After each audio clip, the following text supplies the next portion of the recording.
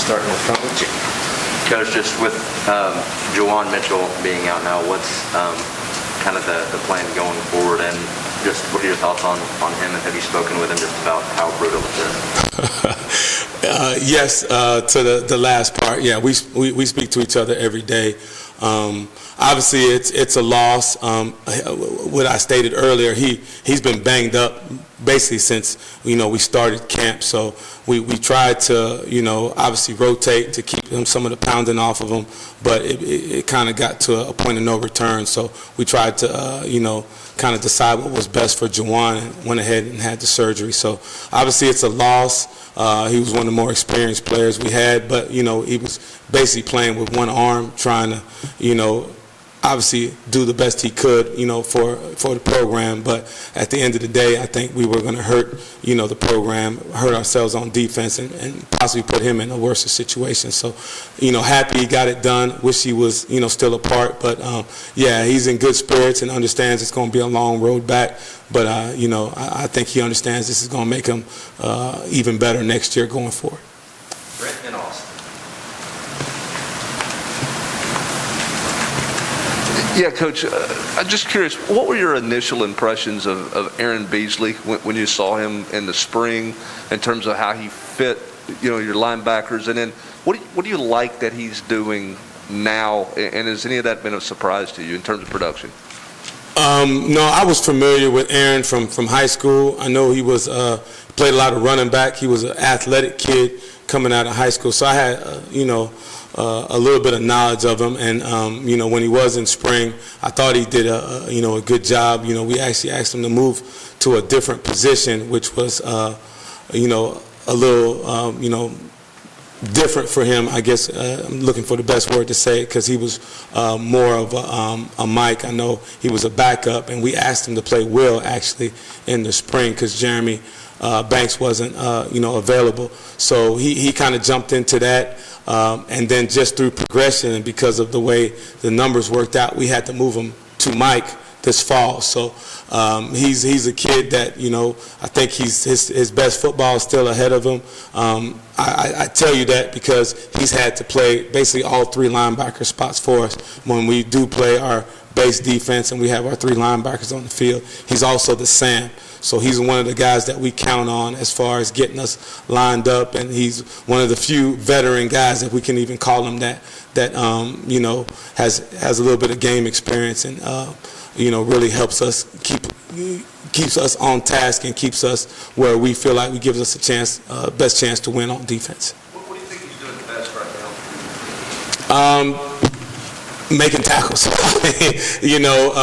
I say I tell that story. I think in his own way, he does provide a little bit of leadership. He's not a big talker, but he's more of a common influence, for our room and probably for the defense because of his personality. So I think that is the biggest factor. He doesn't get flustered and kind of doesn't get out of sorts when things aren't going well. And I think we need that at times. And like I said, he's made plays, when they presented themselves, and he's done a good job there. But I would say his number one, probably the thing that he's doing the best is keeping us calm and providing some leadership. Coach Heupel spoke about, Aaron Willis starting to travel with the team more on road games and that type of thing. Would he be the fourth backer at this point, or is that Garland? Who would it be? It's still up in the air. As we did before Juwan, we're rotating, guys, and we want to make sure we put the guy in that's going to give us the best chance to win, whether that be Aaron Willis, whether that be Pat Garland or William Mohan. All three of those guys are kind of all rotating. They're all practicing well. And, if that situation did present itself, I should say, I feel like all three of those guys would give us an opportunity to win. But I don't think either one of them has separated themselves to be that fourth linebacker that we would put in definitely. Coach, kind of following up on that, you talked early in the year about wanting to keep guys fresh and playing those four guys. With the way Jeremy and Aaron and Solar are playing right now, do you feel like you need to have a fourth guy, or do you guys feel good? It's the SEC. In one play, you could go from 3 to 2. So we always want to have, the goal is always to have 5 ready to play just because of the nature of injuries, especially with the, the collisions that you're going to have in this conference. And, we rotated 3 yesterday on Saturday, down from 4. But we always want to have those guys prepared to play. The last thing you want to do is get caught where you might have 1 or 2 guys go down. I've been in games where we've had 3 guys go down in one game, and the opponent they don't care. You know what I mean? They're going to go attack the weakness. So you want to make sure you have guys that are at least serviceable, that can go out there and run the defense and give you, the best chance to win. It looks like Jeremy's been getting better week to week and even getting to the quarterback a little more often when he's been able to blitz. How have you seen him progress? And then with the personal fouls, he had a 2-game stretch there where he was good, but then had one this past Saturday. What's that conversation been like with him? The personal fouls, which we've talked about, it has to go away.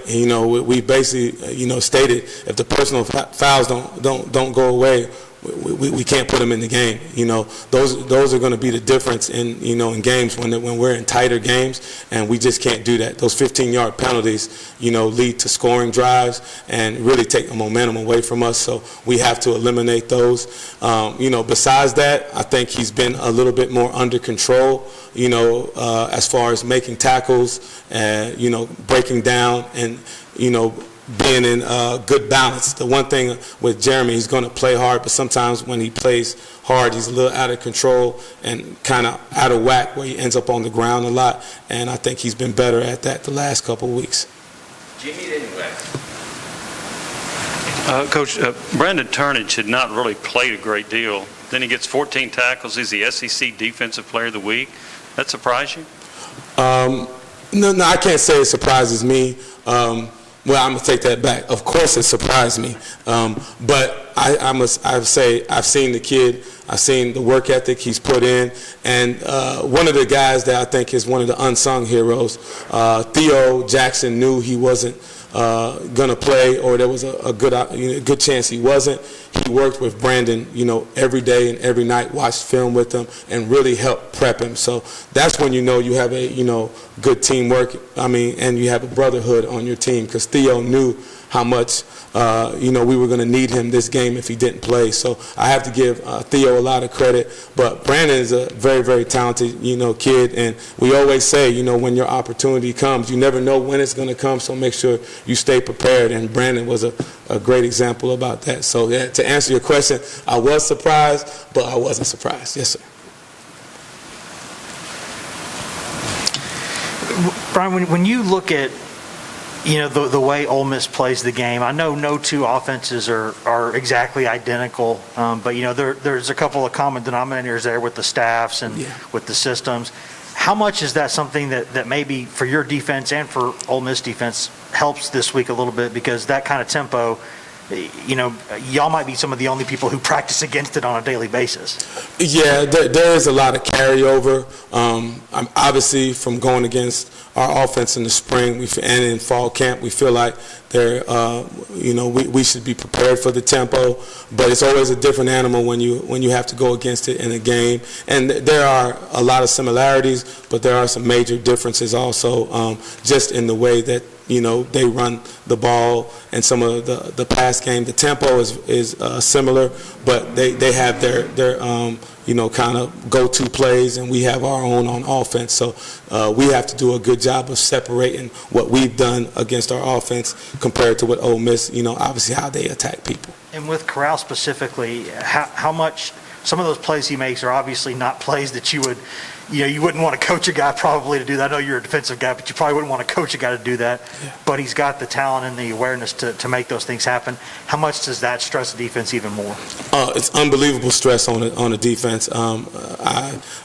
Watching him, and I know he gets a lot of praise and media coverage for the way he's played, but when you watch him on the coach's tape, it's well deserved.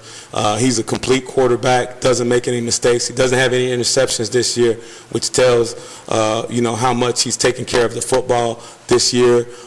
He makes the right reads, and he's a super athletic kid. I think there was a play we watched versus Arkansas where he runs through an arm tackle of probably one of Arkansas's better defenders. So it tells you about his athleticism, and he's super impressive throwing the ball. So we know we have our work cut out for us.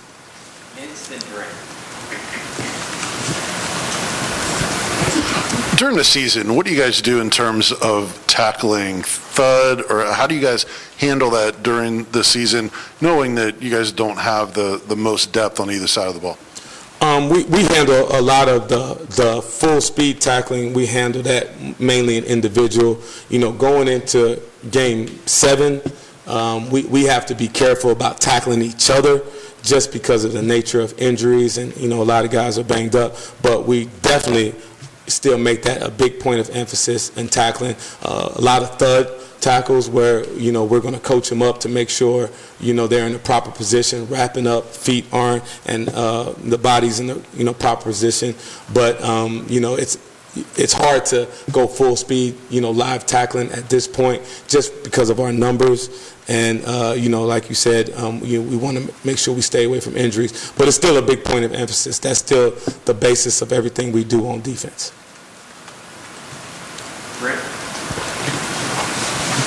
Coach, how do you think your linebackers have played in pass coverage and in space the last few weeks compared to maybe where you were at the start of the year?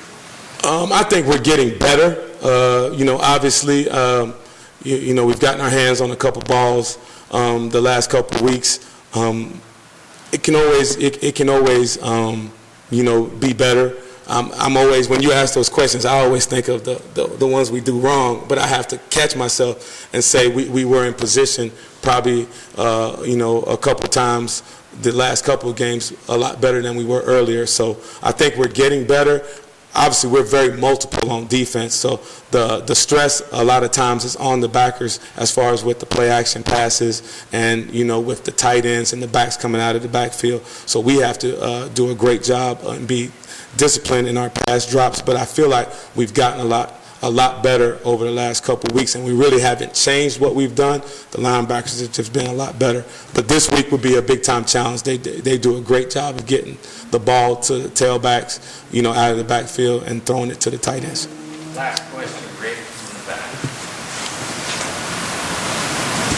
Hey, Coach, we were talking to Coach Burns about the quick starts that the offense is getting off to. He said part of that is them feeding off the defense. Talk about how the two sides can energize each other. That's kind of the way this team has been structured from the day one when Coach Heupel got here and we were together as a team. He says it's one. And when the defense is going well, the offense is going to feed off of it because we're getting them back the ball. When the offense is going well and they're scoring points, the defense is going to feed off of it because now they know that offense that we're going against is going to have to speed up what they're doing, and they have the stress of trying to score and match us on offense. And we add special teams to that also. When those guys are flying down on kickoffs and punts and, getting big returns on, kickoff return or punt return, it energizes the entire team. But that's the way this team is structured, and, you can really see guys really starting to buy into what Coach Heupel and our staff envisions, because it's truly a team. It's a team aspect that I'm not saying they didn't have before, but you can see it growing. And just sitting on the sideline with the guys when we're trying to draw up defensive plays, their eyes are on the jumbotron because they know something good's about to happen. And you listen to the offensive coaches, and they say the same thing as far as when the defense is on the field, they're having a hard time keeping their guys focused on what they're trying to adjust because they're so excited about what's going on. So it's a good feeling. Obviously, we want them to still focus on our adjustments on the sideline, but you can tell that they're really enjoying what we're doing. Thank you, Coach. All right.